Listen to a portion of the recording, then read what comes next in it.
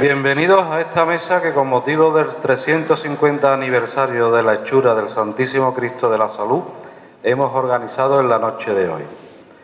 Agradecer, por supuesto, la presencia de nuestros conferenciantes de hoy, el antropólogo y médico Mariano López Monte, el historiador y profesor de instituto Manuel Jesús Roldán y el director de Fiestas Mayores Carlos García Lara. Y, naturalmente, Francisco Robles, Paco Robles para nosotros, que va a ser el moderador. Ayer iniciamos un nuevo ciclo de la Hermandad con la apertura de curso, un periodo que basaremos en los pilares de caridad, formación y culto. Un camino que nos llevará a conseguir una hermandad más grande, más abierta. Hoy, los ilustres invitados que nos acompañan nos introducirán en el contexto histórico y antropológico de nuestro Cristo. Nos ayudarán a comprender mejor la época de lo que somos herederos. Os invito a escuchar perspectivas distintas y complementarias de una misma devoción, la nuestra, la de nuestro Santísimo Cristo de la Salud. Tengo que excusar al quinto invitado, que era el del instituto, el restaurador y mantenedor del Cristo, que por un tema personal de última hora pues no ha podido venir. Bueno, pues muchas noches.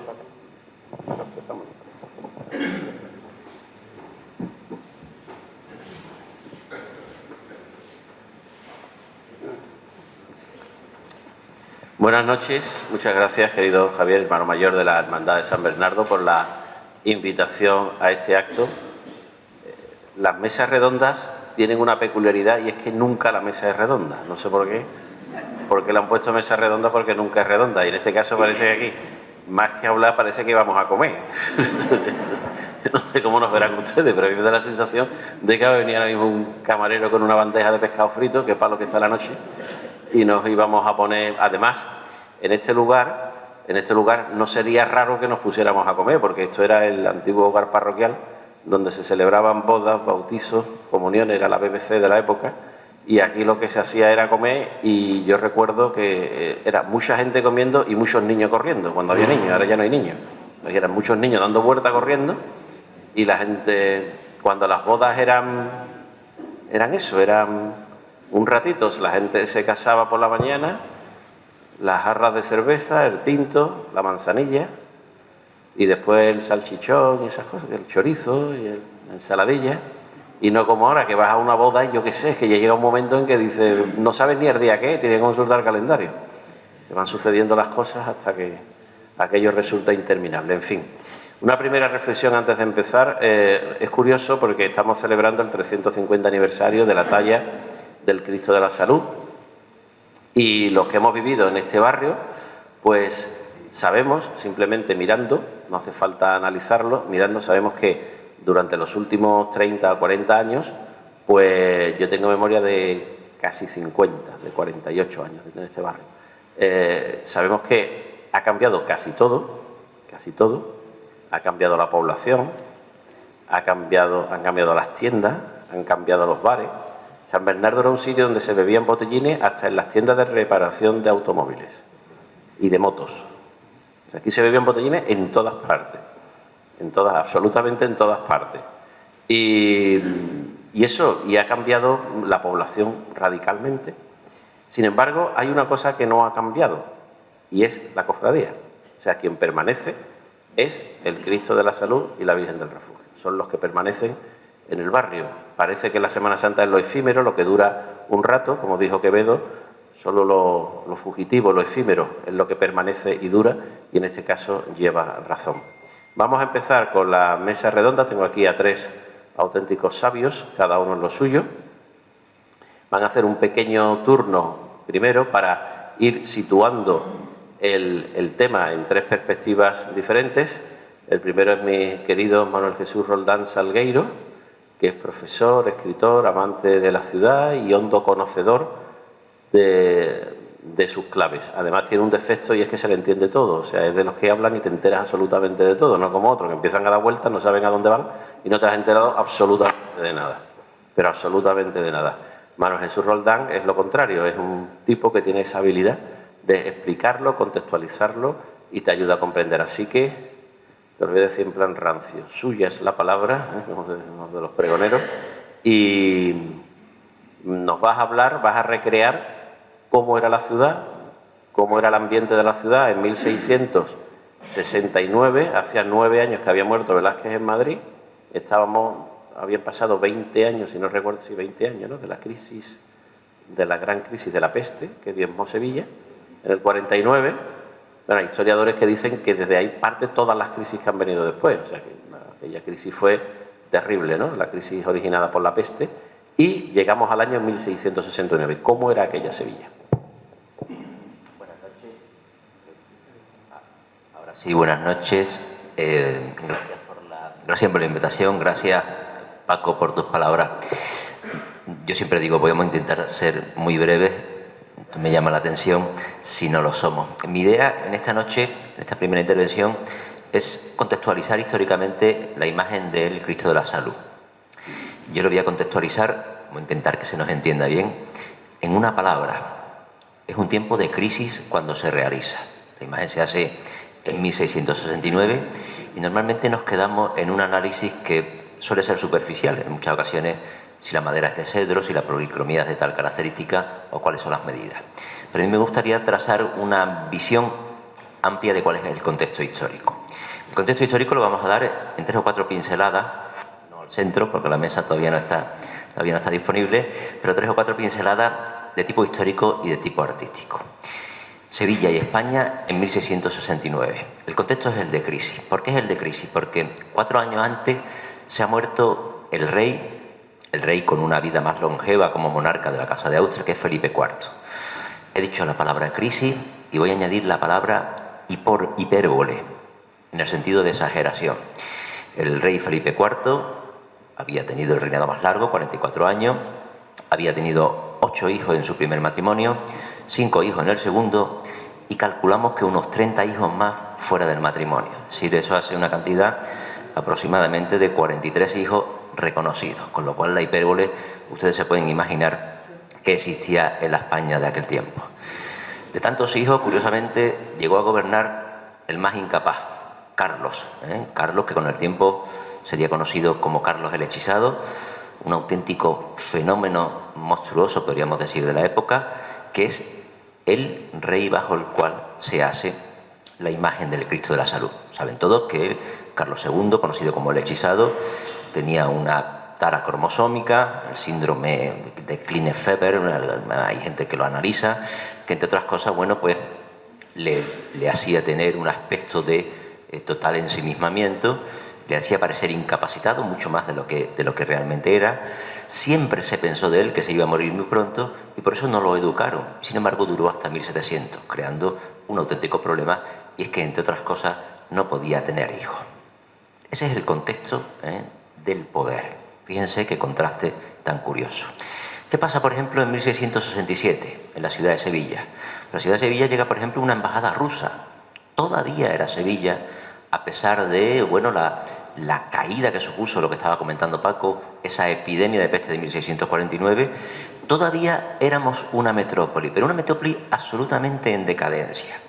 Había barrios que todavía no se habían recuperado de la muerte, de la mortandad enorme que supuso la epidemia de peste. Calculamos que de esas 130, 150.000 personas que habitaban la ciudad, más de 60.000 murieron, con lo cual estamos hablando de auténticos barrios completamente desolados. Esa ciudad poco a poco se iba recuperando, pero prácticamente habrá que esperar al siglo XVIII para que se recupere por completo. ¿Qué más contexto tenemos en la Sevilla, en la España del 69? Pues otra idea curiosa, vamos a mirar con perspectiva. Un año antes había firmado un tratado que reconocía definitivamente la independencia de Portugal y que hacía que ya nunca más la península ibérica fuera un único país, sino que estuviéramos divididos en dos. Ese tratado venía a confirmar el fracaso de una política que había llevado además un sevillano, que era el conde duque de Olivares, fracaso de una política que además afectaba socialmente a la ciudad. Piensen en el Brexit, los problemas que nos dará con el paso del tiempo. Pues en ese momento debió haber una especie de Brexit para esos portugueses que vivían en la ciudad de Sevilla. Había una capilla de portugueses, por ejemplo, en el convento Casa Grande de San Francisco, con lo cual socialmente eso añadía un motivo más para la crisis de la época. Es curioso porque prácticamente esto nos está recordando casi al mundo en el que vivimos nosotros. En 1669, el año que nos ocupa, llegó al asiento, al arzobispado de Sevilla, don Ambrosio de Spínola. Era un nuevo arzobispo para la ciudad. Llegaba a una ciudad que era una ciudad convento todavía. Era una ciudad eclesial, una ciudad de un patrimonio religioso amplísimo, muy rico. Eran más de 40 los conventos que se podían distribuir por la ciudad, tanto femenino como masculino, pero curiosamente, a pesar de toda esa masiva presencia de conventos, estamos ante un momento de parón. Es decir, a partir de la segunda mitad del siglo XVII, la ciudad vive de lo que había sido antes. No se está fundando nada nuevo, no se están creando nuevas órdenes, sino que se está manteniendo, salvo honrosas excepciones, pienso por ejemplo en las capuchinas, que son una fundación posterior, pero el resto va a ser la decadencia de lo que ya existía. Pero se tenía que administrar y además se seguía creciendo en el patrimonio artístico, como luego veremos. 1669, una ciudad en decadencia, una ciudad en crisis, pero que sigue siendo puntal en España a nivel artístico. Y lo vamos a dar en dos ideas, la escultórica y la pictórica. La escultórica vivía una etapa de lo que podríamos llamar el barroco pleno. Si dividimos la historia de la ciudad, evidentemente hay un clasicismo, que son las 3 primeras décadas, las 4 primeras décadas realmente, dominadas por Martínez Montañés, un periodo de transición en el cual llega pues, lo que podríamos llamar el barroco italiano, el barroco de Bernini, que llega a través sobre todo de un autor flamenco que es José de Arce, y ese José de Arce es la transición al presente de 1669, que no es ni más ni menos que la figura de Pedro Roldán. ¿Por qué? Pues porque Pedro Roldán es el que, digamos, nos mete en el mundo europeo a la hora de tratar esos gubiazos sueltos, a la hora de tratar un tipo de escultura que va a ser mucho más suelta, mucho menos pormenorizada, mucho más dinámica de lo que se había hecho hasta ese momento, y que además tiene un concepto de trabajo que es un concepto europeo, es decir, el taller de Pedro Roldán, el mundo en el cual se desarrolla en la imagen del Cristo de la Salud, sea o no sea, evidentemente, de Roldán, que probablemente no lo es, pues es el contexto de una realización casi en serie. El taller de Roldán trabajaba en serie y crea una estela que va a llegar prácticamente hasta muy avanzado el siglo XVIII. Precisamente en ese año 1669, hacía Roldán, terminaba el retablo de la Capilla de los Vizcaínos del convento Casa Grande de San Francisco, retablo que hoy en parte se conserva en la iglesia del Sagrario y que nos habla del triunfo de Roldán en torno a 1669, 70, 71. Contexto pictórico. Hemos hablado de uno de los grandes escultores de la España del XVII, evidentemente Roldán, con su estela de la Roldana, su hija. Contexto pictórico en 1669, pues sin duda alguna el nombre es Murillo, es decir, estamos en el apogeo de Murillo. El apogeo de Murillo que coincide con la realización de las obras de la caridad, obras en las cuales mentalmente hay que insertar la propia imagen del Cristo de la Salud. Piensen en la situación. El Hospital de la Caridad surge, entre otras cosas, porque había 2 atenciones primarias en Sevilla que no realizaba el Estado, y eran recoger a aquellos que se ahogaban en el río y sus cuerpos quedaban flotando, y recoger a aquellas personas que eran ajusticiadas y sus cuerpos quedaban al aire libre. Imagínense una ciudad llena de ese tipo de muertos. Bueno, pues eso es ampliado por la figura de Mañara, que entra pocos años antes a ser hermano mayor de la Caridad y que encarga en este año 1667, 68, 69, 70, es decir, coetáneo del Cristo de la Salud, son las pinturas, por ejemplo, de Murillo. Pinturas que son además muy simbólicas. La curación del paralítico en la piscina, representa visitar a los enfermos, el regreso del hijo pródigo, vestir al desnudo, Abraham y los 3 ángeles, dar posada al peregrino. Quédense con esa idea. Las obras de misericordia se representan a través de unos temas complejos. Los temas son complejos, pero la lectura es muy fácil.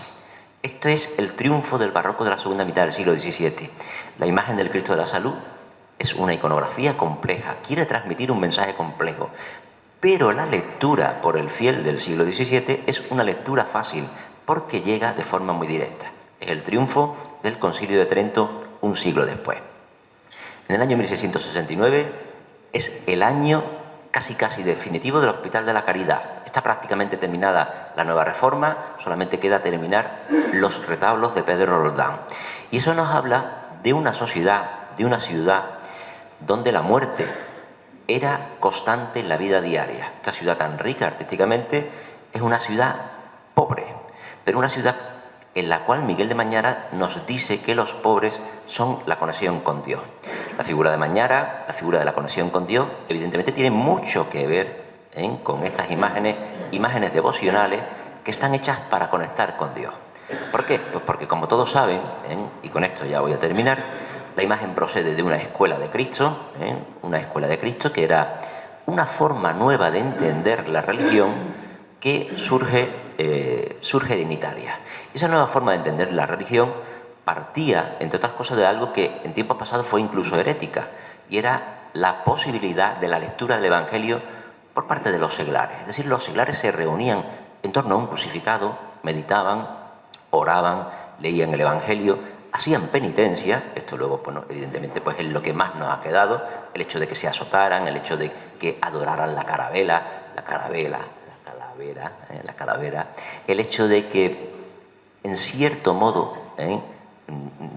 rindieran en esa especie de pleitesía a la muerte, pero de la muerte se salía, de la enfermedad se salía a través de la imagen, en este caso de la imagen de un crucificado.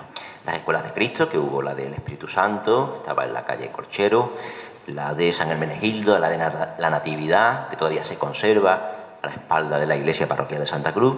Todo ese es el contexto en el que hay que entender la imagen del Cristo de la Salud. No me quiero extender más, luego, si hablamos en otro momento, hablaremos en sí de la imagen estéticamente, quizás sea más conocida. Pero piensen que hay que contextualizar la imagen en un momento de crisis, en un momento de decadencia. Y curiosamente, en los momentos de crisis, en los momentos de decadencia, es cuando surge el mayor genio, cuando surgen las mayores y mejores ideas en la creación artística. En el caso del Cristo de la Salud, evidentemente creo que es una. Están los minutos. Pues ha estado perfecto el señor Roldán. Por cierto, hablando de efemérides, todo eso pasa en el año 1669 y al año siguiente se abre un lugar emblemático en Sevilla, sin el cual es complicado entender la Semana Santa, que es el Rinconcillo, la taberna del Rinconcillo. Se abre el autor del Cristo de la Salud no se pudo pegar un pelotazo después para celebrarlo, pero estuvo a punto, al año siguiente ya, primer aniversario, cuando la imagen cumplió un añito, ya pudo celebrarlo, aunque no había todavía ni espinaca con garbanzo, ni pavía de bacalao, ni nada, ni había gin tonic después, ni nada de eso. No había. Lo que había era mucho mollate del tinto y del blanco y bacalao salado y poco más. Pero es curioso, una taberna que cumple el año que viene 350 años. Mi querido Mariano López Montes si leyera el currículum, saldríamos de aquí mañana por la mañana, porque es médico, es antropólogo, es escritor, es fotógrafo, es costalero. Ya vale, ¿no? Seguimos, vamos, si quieres seguimos. ¿Que has estado en Uzbekistán? Sí. Con los Villanueva, ¿te han llevado hasta allí o no? No le gustaría. Lo digo, te dijeron, venga de frente, no te dan orden y tú sigues para adelante, claro. En fin, bueno, pues Mariano, que es antropólogo, va a hacer una reflexión desde el punto, Manuel Jesús ha hablado desde el punto de vista de la historia y Mariano va a hablar desde el punto de vista de la antropología de la talla del Cristo. Bueno, en primer lugar, buenas noches. Quiero felicitar a la hermandad por dos motivos. En primer lugar, por el aniversario de su Cristo, un Cristo que casi todos nos sentimos parte de él. Casi toda la gente en esta Sevilla, sea de este barrio o no sea de este barrio, tiene un sentimiento especial a este Cristo, porque este Cristo te dice algo, a nadie te dejará indiferente. Por otra parte, creo que es muy interesante el haberse planteado esta reunión en la cual un mismo tema va a tener diferentes visiones que nunca van a ser excluyentes, ninguna va a eclipsar a la otra, sino que van a ser complementarias. ya que creo que, bueno, como todos los temas y muy relacionados con nuestra Semana Santa, el verlo desde un solo punto de vista, realmente lo único que aporta es una visión miope, ¿no? Entonces es muy enriquecedora ver una misma realidad, porque en realidad es una misma realidad, es lo que el amigo Isidoro llama visión caleidoscópica de la realidad, puede ser vista de diferentes maneras y ninguna está exenta de verdad. Bueno, en primer lugar, yo quiero ser corto, porque esto no es una conferencia, es una mesa redonda, y me voy a plantear el valor de las imágenes, el valor antropológico que tienen las imágenes dentro de Sevilla, dentro de las hermandades, dentro de la cultura andaluza, que es una cultura bien diferenciada, y en la cual voy a reseñar dos factores muy importantes, ¿no? El fuerte antropocentrismo. El fuerte antropocentrismo, quiero explicarlo muy fácilmente para que la gente lo entienda, es el ver lo divino a la misma escala de lo humano. Si nos trasladamos a culturas antiguas, culturas pasadas, Mesopotamia, Egipto y demás, vemos como los dioses realmente tienen unos ojos grandes, pero una boca pequeña y unos ojos y unos labios pequeños. Entonces, los dioses te ven, te observan, tú le ofreces sacrificio y te castigan. Sin embargo,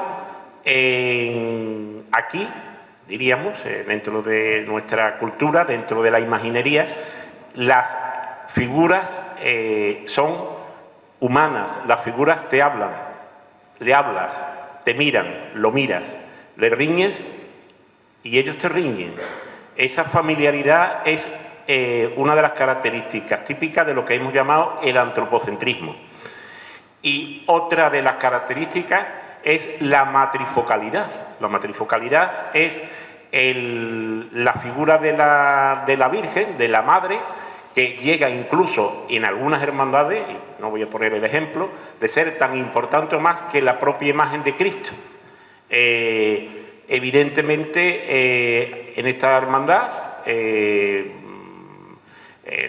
sus imágenes sería el Cristo de la Salud y su Virgen de Refugio. Es curioso que ya hasta nos apropiamos de la propia imagen. Decimos, tal figura es maravillosa, tal figura es divina, tal figura tiene mucho arte, tal figura tendrá mucha devoción, pero mi Cristo es mi Cristo, mi Virgen es mi Virgen. Incluso nos apropiamos de la propia imagen de la imagen que hemos vivido desde chicos. Bueno, esto sería una introducción general, pero realmente donde yo quiero echar el resto es en una exposición de unos estudios que llevo haciendo con mi querido amigo Lobo, desde hace ya muchos años, en la cual nos preguntábamos ¿qué pasa en San Bernardo? ¿Por qué San Bernardo, bueno, un barrio que está vacío, un barrio que la gente tuvieron la diáspora y se fue, el miércoles santo resucita, cobra vida, ¿no? Entonces, realmente, ¿por qué pasa esto? Pasa esto porque existe la hermandad. Si quizá la hermandad no existiera, este barrio no sería lo que es. Entonces, hicimos 3 artículos que han sido publicados durante 3 años consecutivos. El título que le pusimos a estos artículos, después de reflexionar mucho, se llamaba San Bernardo, de ayer y hoy, la reconstrucción simbólica de un barrio. La importancia que tiene este barrio, la importancia que tiene este terreno para la hermandad. Por otra parte, la dedicatoria, que todos los años se la hemos ido dedicando a los mismos protagonistas, está dedicado a los vecinos de la nostalgia y el sentimiento, que desde siempre se han sentido y siguen siendo parte de este su San Bernardo. Entonces nos parecía una dedicatoria bastante bonita, que bueno, entra en el sentimiento de toda esa gente que si nosotros es de San Bernardo, él sí, yo no, pues lo hemos vivido y lo hemos sentido. Entonces hicimos un primer acercamiento, que fue en el 2017, en la cual definíamos un poquito las características del barrio. Veíamos que era un barrio que estaba muy delimitado por las vías del tren, el matadero, la Huerta de la Salud, la pirotecnia y demás, ¿no? Entonces hay una teoría antropológica que dice que las fronteras físicas a la larga crean fronteras simbólicas, por lo cual explica en mucho la fuerte personalidad que tiene y tendrá el barrio de San Bernardo. Incluso sin existir ahora el barrio de San Bernardo que conocieron, sigue teniendo vitalidad para los que aquí vivieron y siguen sintiéndose como presentes.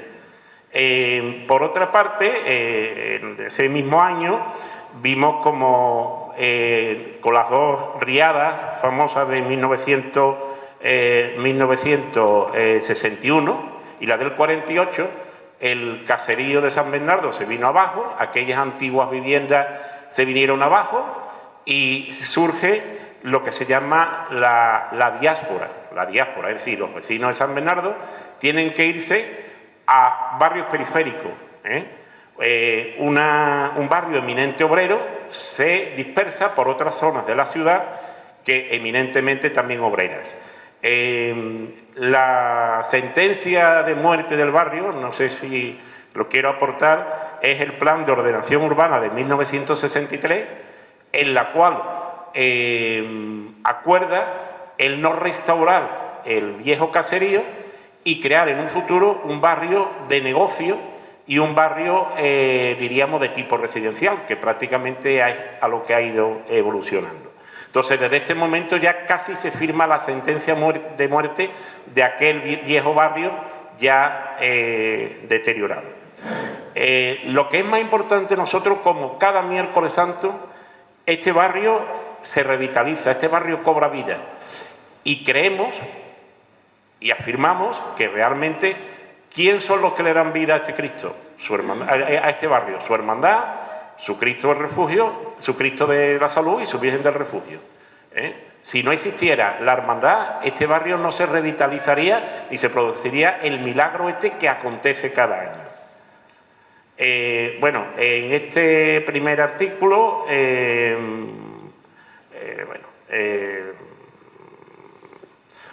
vemos cómo realmente se produce una memoria colectiva, se produce de lo que era el barrio, se idealiza lo que era el espacio.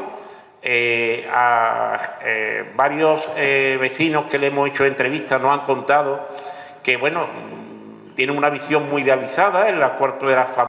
Posiblemente las infraviviendas que había no ofrecían las comodidades que tienen ahora, pero la gente, aunque siga viviendo en el polígono de San Pablo, en Amate, en Las Candelarias, en Alcosa y demás, se siguen sintiendo de San Bernardo. Después, quizás, cuando hagamos la puesta en común o el coloquio, contaré varias experiencias que he tenido yo en mi vida, sobre todo de médico, yendo a los domicilios y demás, que apoyan esta teoría. Ya en el segundo artículo, que lo hicimos ya el año pasado, vimos una serie de colectivos que formaron parte de este barrio, como era, por ejemplo, la cuestión el mundo taurino. Evidentemente no voy a incidir en el caso, ya que José María Lobo tiene hecho un estudio bastante completo, ¿no? Y cómo este mundo taurino tuvo un peso específico, sobre todo sobre el 18 y el 19 en esta hermandad, cómo sustentó parte de esta hermandad. Quizás hoy no, ¿por qué? Porque el mundo taurino también ha perdido el protagonismo que tuvo en aquella época. Otro de los colectivos sería la pirotecnia, donde trabajaban muchos vecinos de aquí del barrio, y el arma de artillería. No obstante, creemos que estos colectivos todavía tienen un significado que lo comentaremos al final. Por otro, ya sería uno más moderno, que es el parque de bomberos, y las relaciones que hay con la hermandad. Ese fue el segundo año. Lo que sí es cierto es que el salir en San Bernardo, el pertenecer a San Bernardo y salir en esa estación de penitencia, que quizá los que salimos en otras cofradías pertenecemos a otras cofradías donde es muy cómodo salir, hay que reconocer que es muy cómodo salir, nos parece tremendo, es renovar una serie de ese compromiso, de ese sentimiento, de esas raíces familiares, el seguir perteneciendo a San Bernardo aunque se viva fuera. Ese es el milagro que esta cofradía aporta cada año. En un tercer artículo ya definimos lo que llamamos nosotros un imaginario colectivo, una serie de vivencias, de identidades que la gente tiene en la cabeza y que funcionan y que piensan cómo debe de ser la cofradía de San Bernardo. Cómo debe de ser el sentimiento que se tiene a San Bernardo, cómo se transmite sobre todo de abuelas, de padre e hijo, a gente que no han vivido San Bernardo nunca, una identidad propia de ser de San Bernardo. Yo me he encontrado ejemplos de gente que me han dicho, no, yo vivo en el polígono, pero yo soy de San Bernardo. Y eso se materializa cada miércoles santo. Eso lo llamábamos nosotros el imaginario colectivo. Entonces, este imaginario colectivo es el motor que impulsa la vitalidad que una cofradía que ya se ha quedado prácticamente sin barrio, es un barrio muy diferente a lo que fue antes, es un barrio que no tiene espacio, diríamos, de sociabilidad, los bares se han acabado, la gente ya no vive, ahora están los apartamentos turísticos y demás, la gente sigue participando en la cofradía, sigue sintiéndose de San Bernardo, sigue saliendo de Nazareno, sigue viniendo a ver la cofradía y después realmente otra de las cosas que yo también he comprobado, que para ellos el miércoles santo es el día grande de la hermandad, es el día grande de San Bernardo, es su día, más que incluso el propio Domingo de Ramos, que sería el para la mayoría de los sevillanos. Creemos que este imaginario colectivo, esta manera de ser y de concebir cómo es ser de San Bernardo, es lo que confiere a esta cofradía una gran estabilidad. Esta cofradía, estoy hablando, con gente que pertenecía aquí. Creo que es muy poco amiga de los cambios y las innovaciones. Es una cofradía que, podría llevar quizás otros adornos, podría llevar otro paso, como han caído en muchas cofradías. Sin embargo, se sigue convirtiendo a la idea de seguir mostrando cada año el San Bernardo que conocieron sus mayores. Porque quizás si se creara otra cosa, ya no sería ese San Bernardo, ya sería otra cosa. Esta estabilidad en la estética y esta estabilidad en los cambios, creo que funciona positivamente, no negativamente. Quizás mientras más da, más opción, ¿no? Porque resulta que la cofradía sigue creciendo. La cofradía, tenemos los datos, me lo ofreció José María Lobo, y ahora mismo va por 5.000 y pico de hermanos, y además el índice de participación dentro de la cofradía, el vestir la túnica de Nazareno, prácticamente era un 47%, un tanto por ciento muy elevado si nos referimos a otras cofradías de Sevilla, que más o menos están en un 25, un 30%. Yo, por ejemplo, soy de La Amargura que estarán 3.200 hermanos, unos 1.000, un 30% más o menos. Si embargo aquí es el 45%. Porque creemos que el salir de Nazareno, el vestir de Nazareno, el vestir a los nietos, a los sobrinos, a los hijos, a los amigos de los no sé qué, refuerza un poco la idea de ese San Bernardo idealizado, de ese San Bernardo tremendamente positivo que todo el mundo lleva en su cabeza.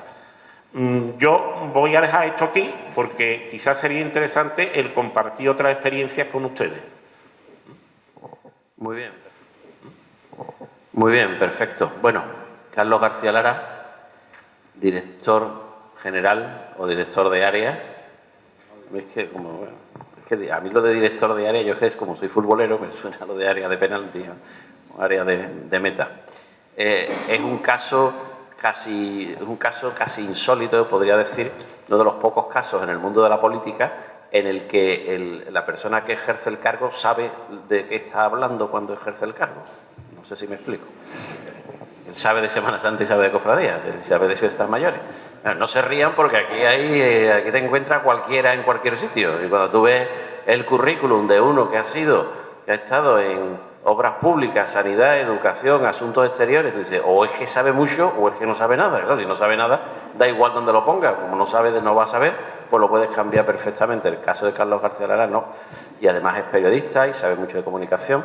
Y nos vas a hablar me has dicho que nos vas a hablar del futuro, ¿no? Manuel Jesús Roldán ha hablado del contexto histórico. Mariano nos ha dado esas claves antropológicas que vienen muy bien. Yo estoy plenamente de acuerdo contigo. Yo lo he vivido desde niño y he visto languidecer el barrio. Y es verdad lo de la nostalgia. Tendemos a embellecer. Cuando San Bernardo en los años 70, yo veía la guerra del Líbano en la televisión y decía, coño, pero si parece el barrio, era igual, ¿no? O sea, Beirut destruido era igual que la calle Ancha, exactamente igual, ¿no? Podrían haber hecho ahora que llevan las películas de la guerra civil, una película perfecta, sin tocarlo, ¿eh? O sea, no hacía falta destrozar nada, porque el barrio estaba literalmente destrozado. O sea, el barrio de San Bernardo llegó a una época en que había más casas en ruinas que casas habitadas, ¿no? Bueno, nos vas a hablar del futuro de la Semana Santa actual, ¿no? Y de la Semana Santa futura. Buenas noches. Yo quisiera, como hemos dicho que esto va a ser una mesa redonda, una mesa cuadrada, pues lanzar varios debates, varios puntos de reflexión sobre aquella, digamos, lo que había en la Sevilla, sobre todo en lo que me refiero a lo que es hermandades, ¿no? Allá hace 350 años, y lo que encontramos hoy día, ¿no? Una Semana Santa, digamos, un mundo, el de las hermandades y las cofradías, en el que había muchas similitudes, pero también había muchas diferencias, ¿no? En primer lugar, que luego me gustaría debatirlo aquí en esta mesa y haceros partícipe de ello, es por qué se crean determinadas hermandades en aquellos tiempos y por qué se crean hoy, ¿no? En aquellos tiempos, pues evidentemente había cofradías que unían clases sociales, nobles, había otras que unían a razas. Aquí tenemos al alcalde de los Negritos, que eso también sabe, o la de los mulatos, o teníamos también los gitanos. Teníamos una serie de hermandades que surgían por algo. Hoy día las hermandades surgen por cosas similares, pero también muy diferentes, ¿no? Evidentemente todas se ponían la capa de la fe, de ayudar al prójimo, pero sobre todo en lo que era también determinados colectivos.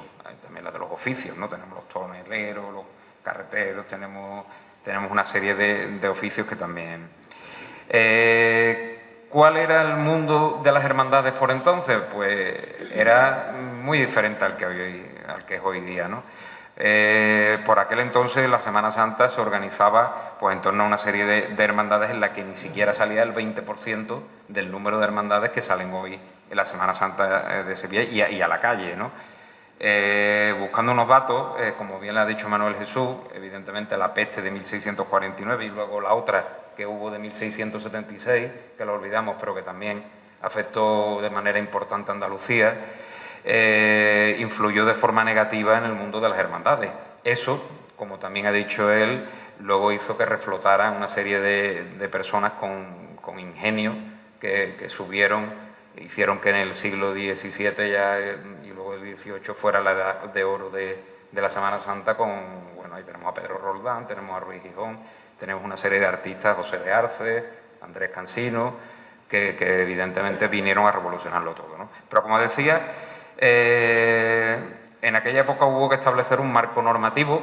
Hoy día a veces nos echamos las manos en la cabeza cuando el Consejo de Cofradías o las administraciones ponen una serie de normas, pero en aquella época, unos años antes de cumplirse la efeméride de que llegara el Cristo de la Salud de San Bernardo, pues hubo un arzobispo, Fernando Niño Guevara, que tuvo que poner orden en el mundo de las hermandades. ¿Y por qué? Porque es que aquello era un verdadero desastre. Allí salían una serie de hermandades, cada una por un lado, llegó incluso a prohibirse salir por la noche, entre comillas, para evitar altercados y embarazos. Entonces, la verdad que aquello era, pues como digo, vino a poner orden y algunas empezaron a procesionar a la catedral. En total, en el año 1700 había 32 que procesionaban a la catedral y otros días la parroquia de Triana. Las de Triana se quedaban en Triana, en la otra orilla, y las de la catedral venían para acá. Un siglo antes no era muy diferente, había prácticamente 39 cofradías, ¿no? Hoy tenemos solamente de penitencia 71, tenemos otras 70 letificados de gloria, tenemos otras tantas, creo que eran, recordar, 7 sacramentales puras, con lo cual el panorama es muy distinto, ¿no? Tan distinto que bueno, que ya quisieran aquellos cofrades de entonces encontrarse con el mundo de las hermandades, con el potencial, con la fuerza y la salud que tienen las hermandades hoy día, ¿no?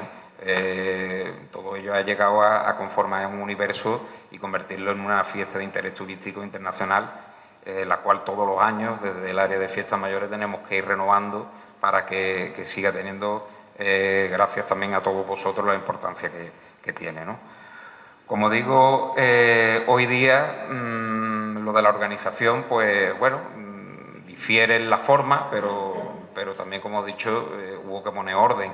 Hoy día el orden viene derivado de la propia hermandad, del propio seno, a través de la figura de la Junta de Gobierno, de sus diputados mayores de Gobierno, a través del Consejo de Cofradías y también, como no, de ese órgano que ya suena tanto en Sevilla y al que tanto odian algunos, como es el CECOP, ¿no?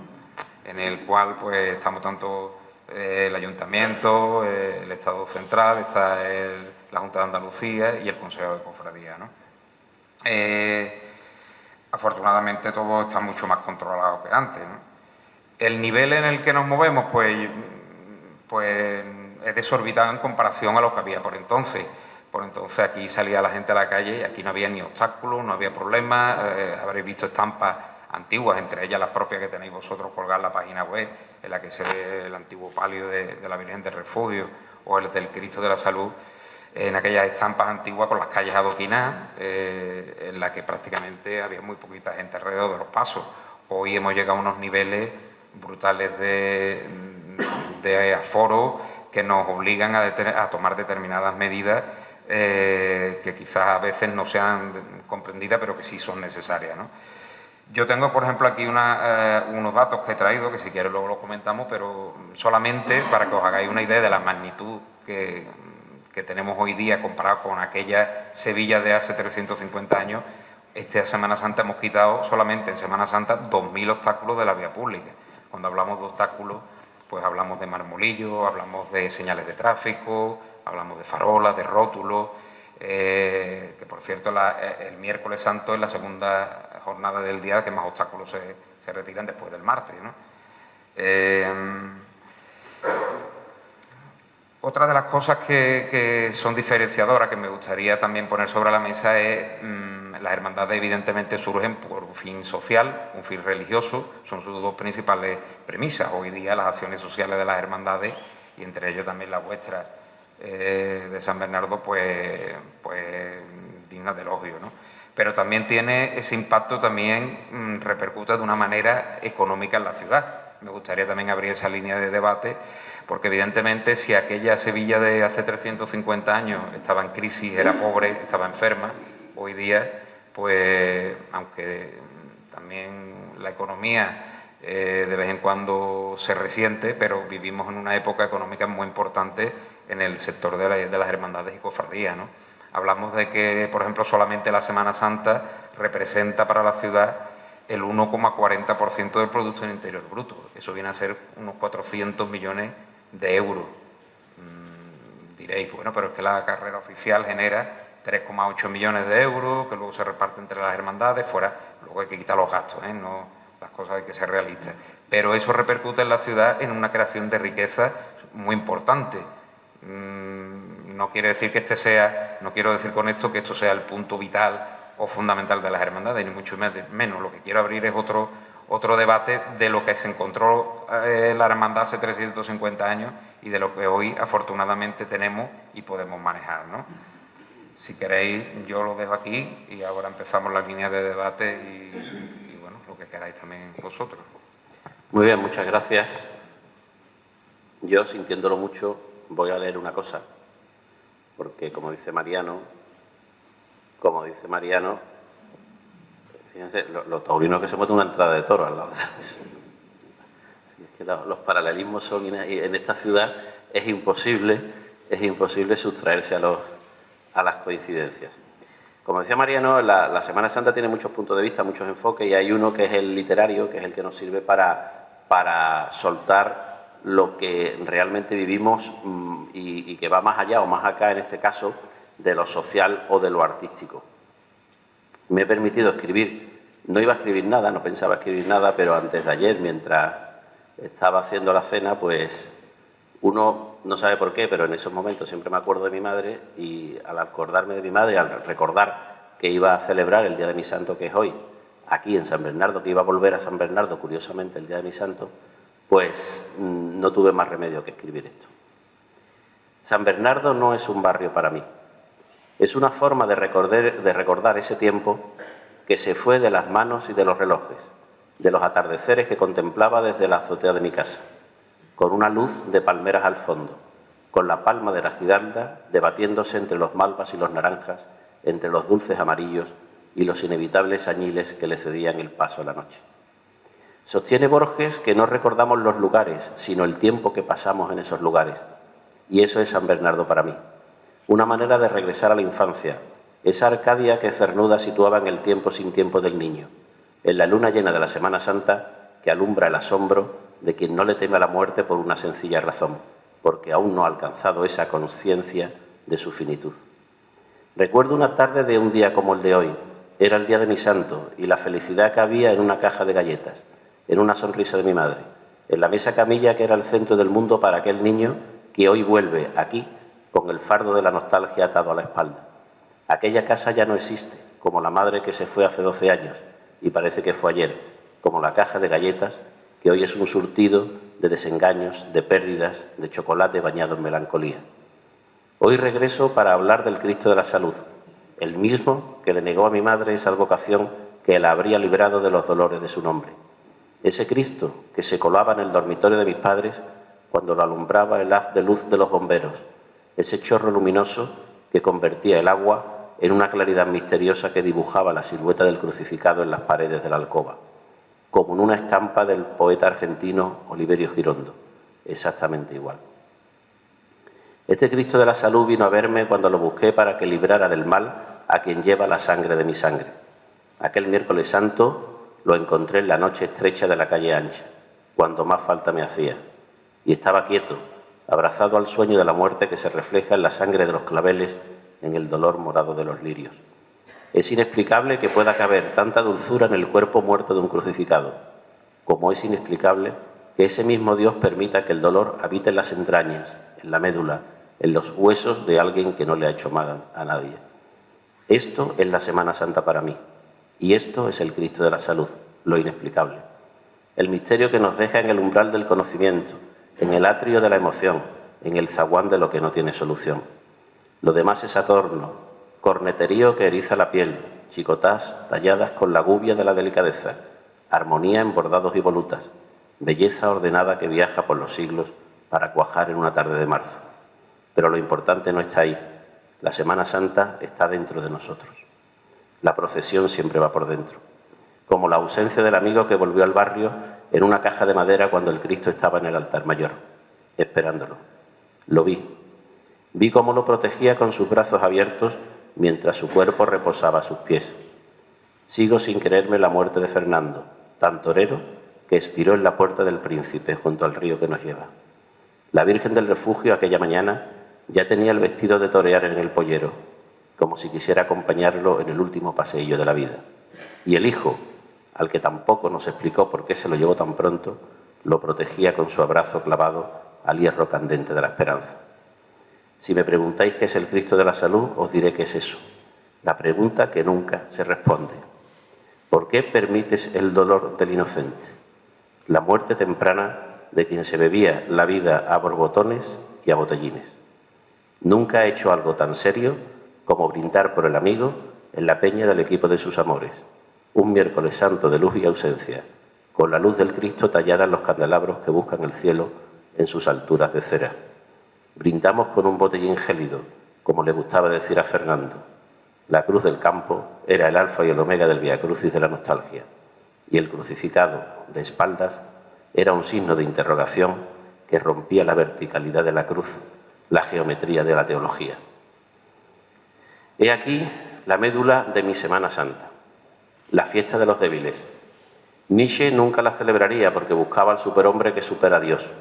Nosotros somos lo contrario, somos débiles, como el que lloró sangre en Getsemaní, como el que dudó ante el cáliz del anuncio amargo de la muerte, como el que tembló ante el martirio sin perder la compostura ni la dignidad.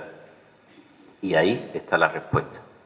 Ahí está la clave que descifra el enigma que los sabios llaman la aporía del mal. ¿Por qué el Cristo de la salud permite que haya niños a estas horas de la noche debatiéndose entre el cáncer y las lágrimas de sus padres? Porque Él también lo sufrió. Miradlo en el celeste tibio del miércoles, recortado contra el cielo, subido al altar del puente. Ahí está la respuesta. No se puede enhebrar esa contestación con el hilo de las palabras, con la aguja de la sintaxis. Es imposible. Hay que sumergirse en su cuerpo con la mirada limpia del niño que celebra su santo con la caja de galletas que le ha comprado su madre. El mismo niño que hoy regresa al barrio, que es un cofre donde Dios guardó su infancia, su adolescencia, esa manera de acercarse al mundo con los ojos del asombro. En esta ciudad del barroco y sus paradojas, Dios cumple años. Resulta que el creador del tiempo ha cumplido 3 siglos y medio. 3 Verónicas y media del quite que le hace la muerte para que no nos coja el toro de la nada. El Cristo hizo un viaje hace 80 años, el mismo trayecto que el niño hacía cada día cuando venía del colegio hasta su casa. Jiménez de Enciso, Fabiola, Santa María la Blanca. El niño y el Cristo llegaron hasta aquí por el mismo camino y hoy vuelven a encontrarse. Gracias a la hermandad que cuida los 2 únicos puntales que sostienen al ser humano, la salud y el refugio de la casa, del hogar, del amor. Lo demás siempre llegará por añadidura. San Bernardo es una cofradía aristocrática y popular al mismo tiempo. Esa aristocracia del pueblo se toca con las pupilas cuando la hermandad sale a la calle. Está inscrita en la retina de la memoria. Solo hay que contemplar la interrogación del Cristo de la salud para comprobarlo. Solo hay que mirarlo con los ojos del niño. Entonces, la muerte será un sueño de claveles dormidos, un tránsito hacia el canasto dorado de la gloria, una ascensión hasta la cruz que sostiene el orden de la belleza. Un orden que busca el escritor cuando deja que las palabras se acostumbren al molde clásico de la estrofa que estructura el cuerpo inerte y vivo del crucificado, el molde del soneto.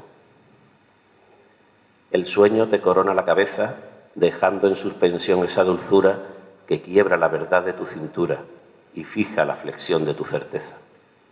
La fiesta es resplandor de la corteza que brilla en medio de la noche oscura. Lo auténtico es saber que esta locura es fruto de tu amor y tu belleza. Si la vida es un visto y un no visto, te traigo mi nostalgia como un fardo. En tu barrio la infancia reconquisto. Tronchado en esa cruz eres el cardo que duele si te niego. Ay, mi Cristo, Cristo de la salud, de San Bernardo.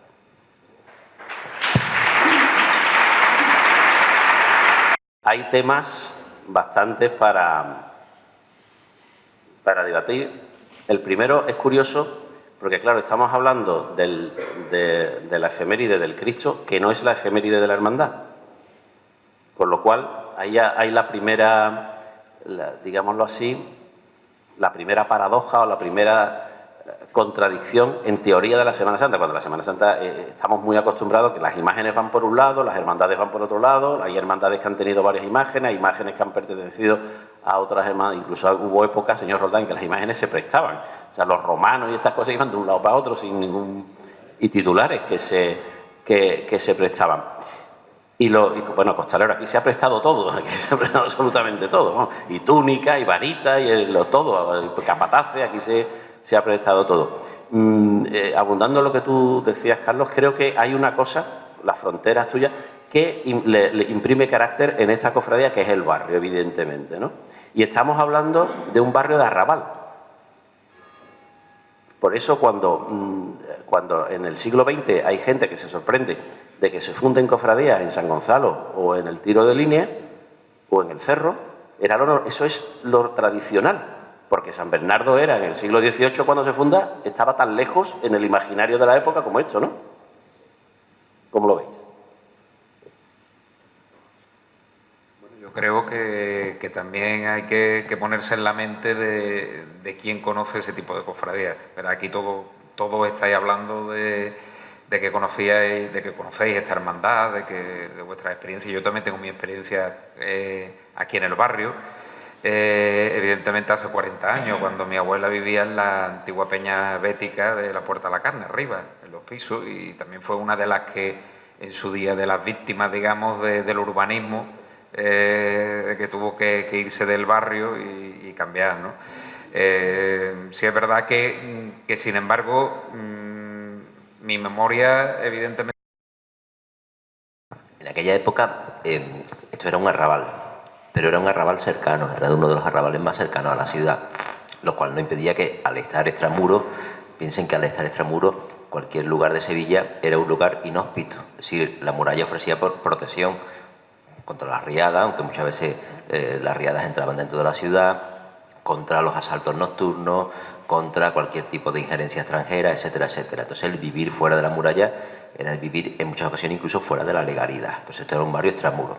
A mí me gustaría hacer un juego con la idea entre que estamos hablando de una hermandad que se funda en el siglo XVIII, con una circunstancia además muy concreta, muy únicas en la ciudad, es decir, la fundación de la Hermandad de San Bernardo es bastante extraña en todo el contexto que además él decía, ¿no? Es decir, no entra dentro del canon de las hermandades raciales, ni de las hermandades gremiales, ni de las hermandades vinculadas a determinados oficios, no, va por un camino diferente. Pero a esa hermandad se hace encajar perfectamente, que es de lo que hablamos hoy, una imagen que no está hecha para una hermandad, que también me parece una reflexión curiosa.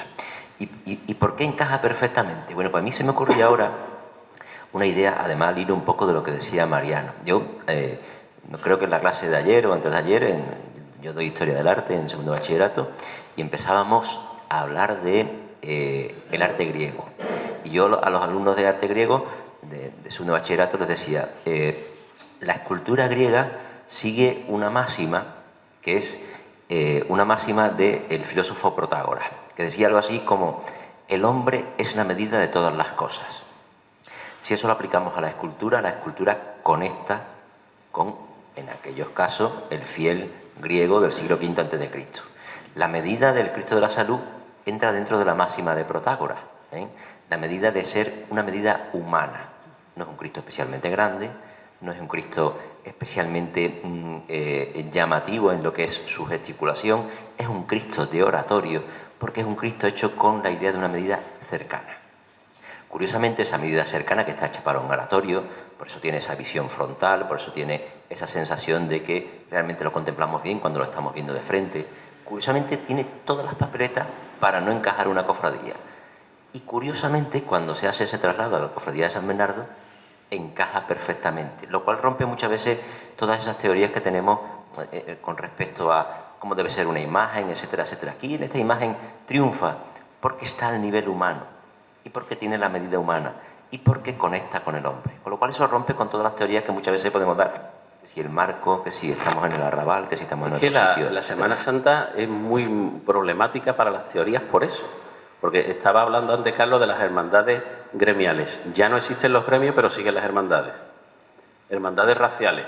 Ya no existen, la hermandad de los negros, ya negros hay muy poco, ¿no, Felipe? ¿Habrá qué? Muy poquitos, cuando era una hermandad de negros. O sea, no es que fueran la mayoría, es que eran todos. En la hermandad de los gitanos pasa lo mismo, ¿no?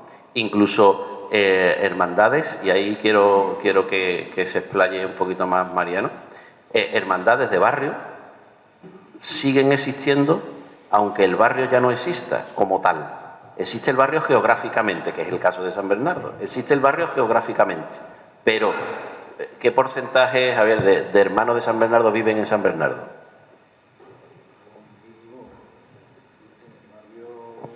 Yo no hablo de nacido, digo que vivan aquí.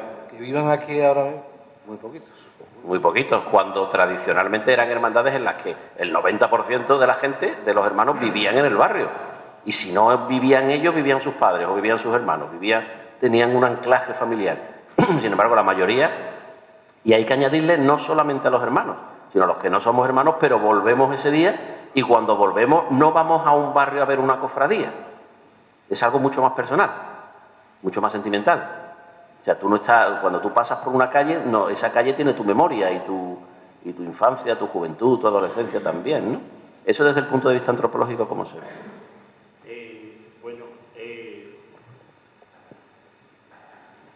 Es que esa es una de las primeras hipótesis que nos planteábamos nosotros, sobre todo cuando empecé yo con José María Lobo a trabajar sobre el tema, sobre cómo un barrio que ya no existe, un barrio en la cual, no sé si lo he dicho antes, los espacios, diríamos, de comercio ya no existen, los bares ya no existen, no es atravesado incluso por los transportes públicos. Realmente no hay ningún transporte público que entre en el barrio, ¿no? Que aquí nunca entra, yo nunca recuerdo que entrara ningún transporte público. Sí, pero bueno. Aquí íbamos a todos lados andando. Sí. Éramos los ecologistas más ecologistas del mundo en aquella época, ¿no? Y cómo sigue siendo una hermandad de barrio, porque yo no sé si estáis de acuerdo, pero yo creo que si hay una cofradía clásica de barrio por autonomacia es San Bernardo. Y la gente sigue existiendo, sigue creyendo en ese barrio, como he dicho, de una manera muy idealizada, y creemos que el miércoles santo es cuando la gente refrenda ese sentimiento de identidad, de pertenencia al barrio. Que esto ha cambiado, pero yo sigo siendo de aquí. Había un ejemplo, ya lo dije que lo iba a intentar contar, de mi otra vida, mi vida de médico con Julio. Lo que pasa es que Julio hacía menos la calle que yo. De otra vida parece que estamos en cuarto milenio aquí ahora, ¿no? En la cual tuve una experiencia muy curiosa en un aviso en el polígono de San Pablo. Cuando íbamos con la ambulancia, hay una cosa que es característica de la gente que sufrieron esa diáspora, sufrieron esa especie de Jerusalén para los judíos, que es San Bernardo, ¿no? Fuimos a una casa, total, casi toda la gente que pertenecen a San Bernardo o que tienen un sentimiento con San Bernardo o que se sienten de San Bernardo suelen tener en su casa, en un sitio privilegiado, nosotros como tenemos la posibilidad de entrar hasta las camas de la gente, que eso lo tiene poca gente, suelen tener una foto o bien del Cristo o bien de la Virgen en un sitio primordial de la casa. Entonces yo recuerdo que entré y había dos fotos, una en el salón, justamente en el salón, en una de las partes principales, con un marquito de plata, pero después en la habitación donde estaba la enferma, en sí, había una foto grande del Cristo de San Bernardo. He notado más fotos del Cristo de San Bernardo que de la Virgen, no sé por qué, si tiene más tirón. Y entonces yo al entrar, bueno, pues evidentemente buenas noches, usted es médico, tal y cual, y entonces le digo, ¿usted es de San Bernardo? Y entonces ya cambió el tono, cambió el trato. Dice, hijo, ¿y tú también? Y le dije, no, bueno, pero yo conozco a gente. Bueno, ¿y tú de quién eres? ¿Tú a quién conoces? Y entonces se estableció otro tipo de comunicación. Y eso la gente de San Bernardo lo tienen totalmente sintetizado. Hay un hermano de aquí, yo lo conozco, bueno, no lo voy a nombrar, que vive en Montequinto, tiene una niña con la cual he hecho yo bastantes fotos, pues la viste de monaguillo y demás, que por lo visto ha vivido en Montequinto toda su vida, pero cuando por lo visto viene en el metro hacia el centro y dice, próxima estación, San Bernardo, dice la niña, ole, ese es mi barrio. O sea que hay una serie de sentimientos de pertenencia, además de gente que no han vivido en el barrio. Pero es que cuando tú lo has dicho muy bien, porque lo has dicho de forma natural, y a mi malformación lingüística, ¿no? Me fijo siempre en las palabras, ¿no? Las palabras significan más de lo que parecen. El otro día me pasó en Torreblanca, uno de los priostes de la Virgen de los Dolores es de aquí, es de San Bernardo. Y lo primero que me dice es, tú eres de San Bernardo, ¿verdad? Pero no te dicen, ¿tú has vivido en San Bernardo? No. ¿Tú has vivido alguna vez? ¿Tú has sido vecino? ¿Tú tienes...? No, eres. Eres. O sea, el verbo ser. Sí, y sí. el verbo ser en presente de indicativo. Sí, sí. O sea, tú eres de... Sí, San el concepto Bernardo. de pertenencia del medio parte de usted. Otra clave, exactamente. Hijo, ¿y tú también? Y tú también, otra ¿Eh? clave. Esta cofradía es San Bernardo. No hay segundo nombre, tercer No, nombre, no. como otras que tienen dos nombres, tienen tres, se les llama por el Cristo, por la Sí. Virgen, por el nombre popular, que ahora los nombres populares se quieren quitar. Ya mismo te van a decir que los negros lo tienes que borrar. Claro. No al tiempo. Ahí, Cosas más raras han visto. Ahí quería yo- sí. pero esta cofradía, eso, como la de los negros, lo tiene claro. O sea, es el San nombre, Bernardo.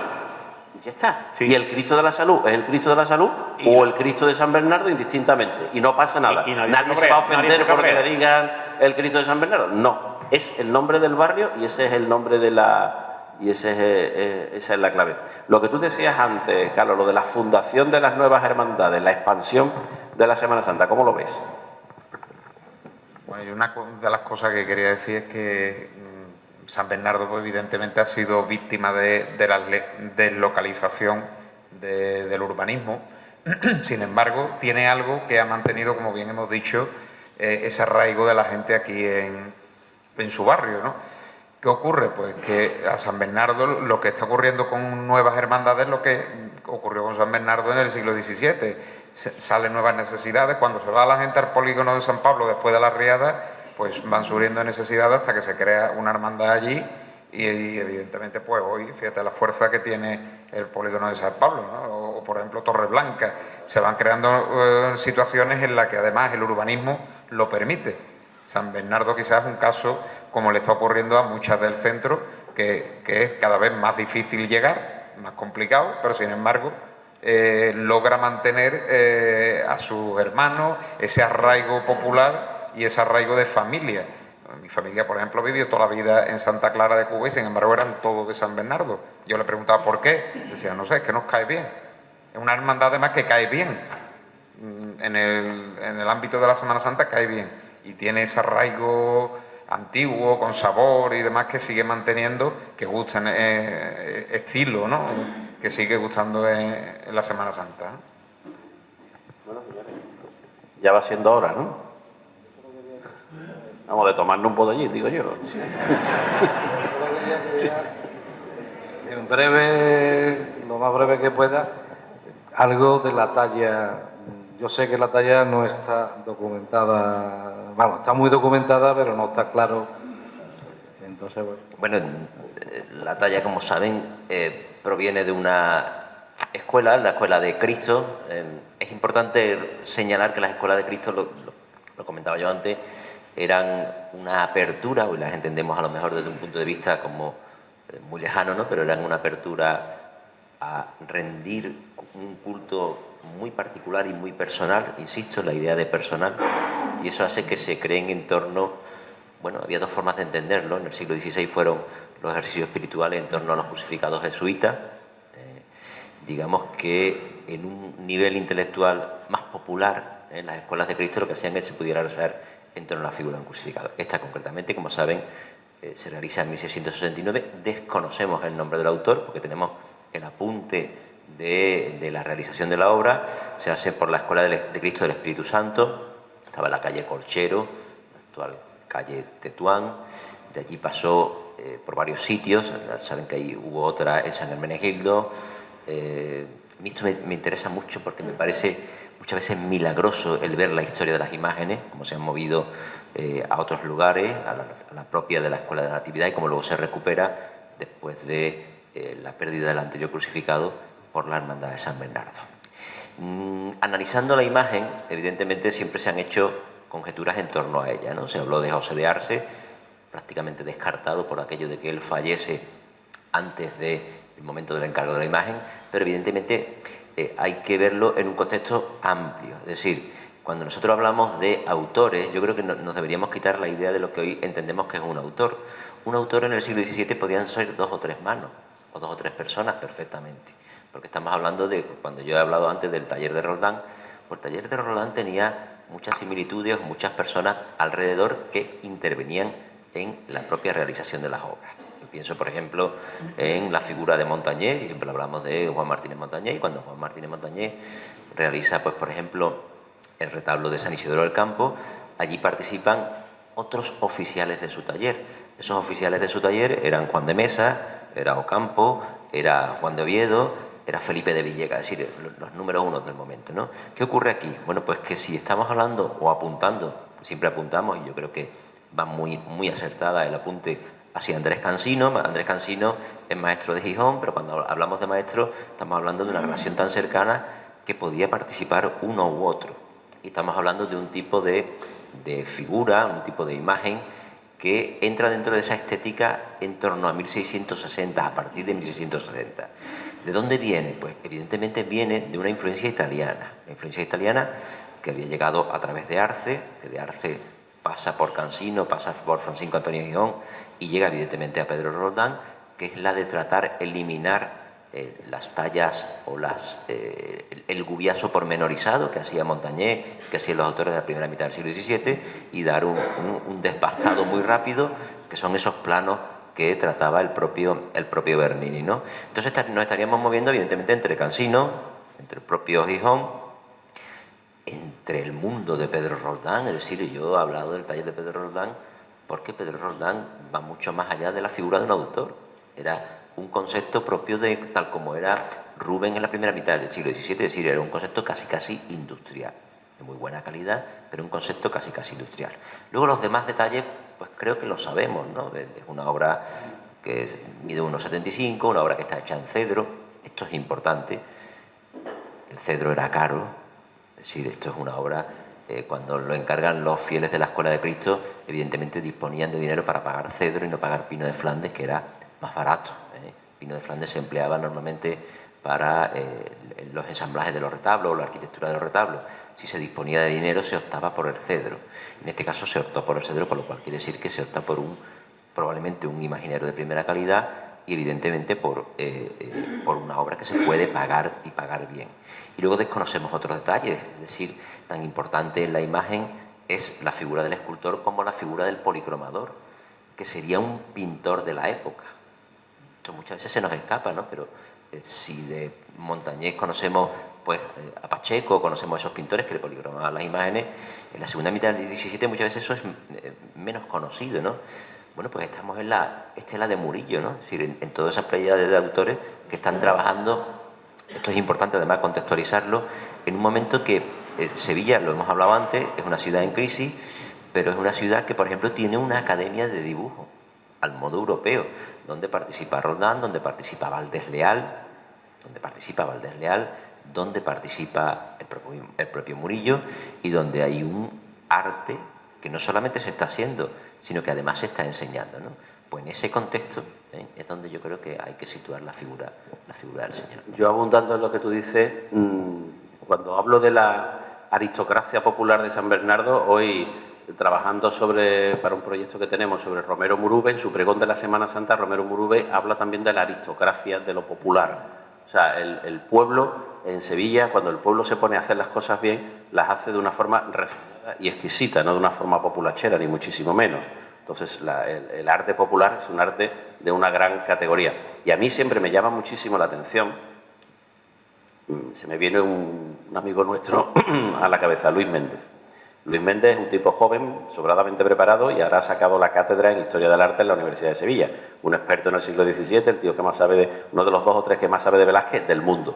Pues Luis Méndez viene a la calle Ancha a ver el Cristo de la Salud de San Bernardo y se queda extasiado y siempre me dice, hay que ver qué calidad, hay que ver qué... Bueno, pues es el catedrático, estamos en un extremo, ¿no? Un catedrático de Historia del Arte que lo sabe todo de arte. Pues él siente lo mismo viendo el Cristo de la Salud de San Bernardo que sentían mis vecinos de hace 40 o 50 años, y letrados, muchos de ellos analfabetos, y que no tienen ni idea de arte. Esa es la genialidad. La genialidad es que con una obra de arte tú llegues al más ilustrado y al más iletrado, y que a los dos lo unas en la admiración, en la piedad y en los sentimientos. Y este Cristo reúne esas dos características, porque además su origen es un origen intelectual.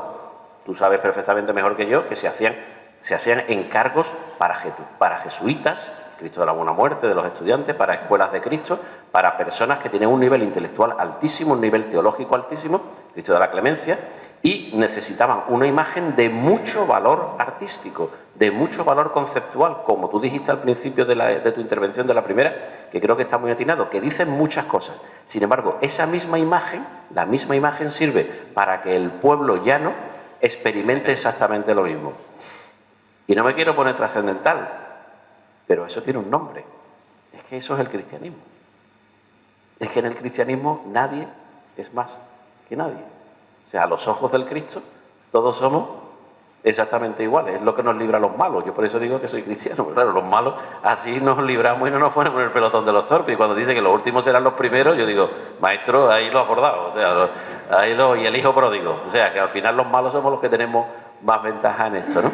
Y creo que el Cristo de la salud es eso, es esa fusión de lo aristocrático, lo popular, lo artístico, lo sentimental, y que encima, y con esto termino ya, encima lleva, aparte de todo eso, pues lleva las miradas de miles y miles de personas que se han encomendado a él.